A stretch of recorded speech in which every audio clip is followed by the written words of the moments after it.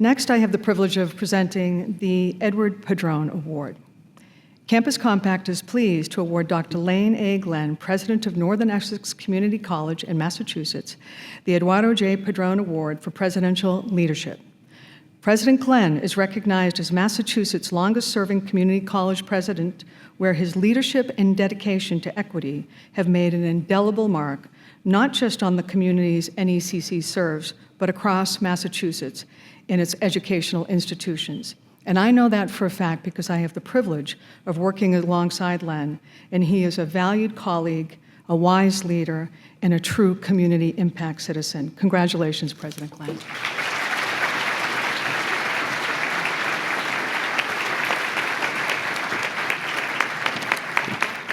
Thank you, President Grant. President Padrón is just a legendary leader, and Campus Compact has been just phenomenal inspiration and organization to some of the most important things that I've been a part of in decades in higher education. So I'm grateful and I'm humbled by this recognition.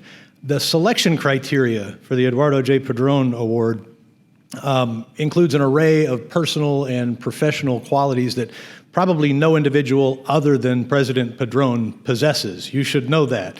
If I can lay honest claim to any one of them, I suppose it would be the willingness to use their full capacity as an institutional leader to challenge social and economic inequalities that threaten our democratic future.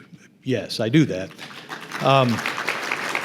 I write a blog called Running the Campus. I'm a runner, that's where the pun comes from, which I use to amplify the voices and the needs of community college students with the faculty and staff at my own institution, and sometimes more broadly through publications like Inside Higher Ed and Community College Daily and others.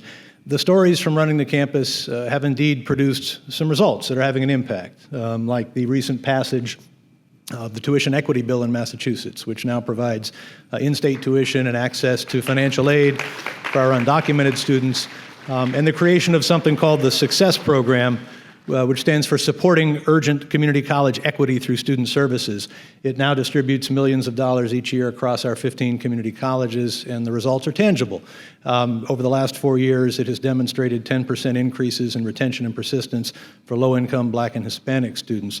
In these stories that I tell, I don't shy away from difficult topics. I'm critical of policies and practices that impact students regardless of political party. I've defended the rights of dreamers and investments in programs like Success that are designed to achieve racial equity, even as I've criticized the way that some colleges practice DEI ineffectively.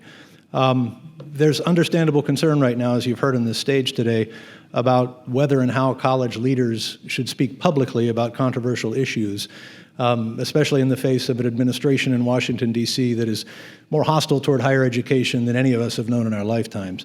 I'm fortunate to come from Massachusetts, where our governor, our attorney general, our education secretary, the leaders of our legislature have all stood up and said emphatically that they will support us in higher education. But I know that not everyone is ready to rise to that level of defense in the states. I understand that. There are limits to what states even can do in the face of a federal government that's willing to take extraordinary measures to punish institutions that don't comply. Marian Wright Edelman famously said, "Service is the rent we pay for being." It is the very purpose of life and not something you do in your spare time. Campus Compact exists for that reason. President Padrón, in his life and in his career, has modeled this principle for all of us. In my own small way, with the voice I have, that's the rent that I'm seeking to pay through service to community colleges and our students. And I encourage my colleague presidents and each of us as leaders to decide how best to advocate for the needs and the rights of our students and our institutions at this critical time. Thank you, Campus Compact.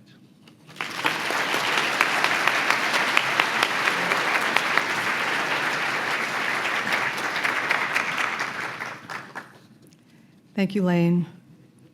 Thank you, Jennifer. Advancing the public mission of higher education requires powerful partnerships, insightful leadership, passion, and energy.